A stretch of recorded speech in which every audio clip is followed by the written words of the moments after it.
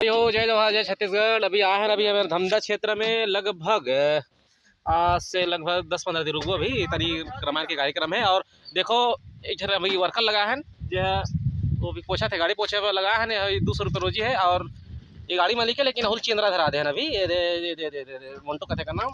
और इधर से देखो मैं तो एकदम सुंदर से दिखा दे गाड़ी मालिक में हाँ। अभी अभी वर्मा जी के यहाँ रुके हैं और वहाँ पर शर्मा जी बैठे शर्माते हुए।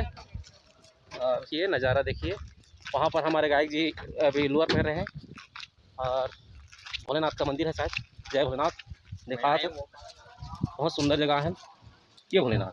जय भोलेनाथ। यहाँ पर ज़बरदस्त नज़ारा है बहुत सुंदर नज़ारा है।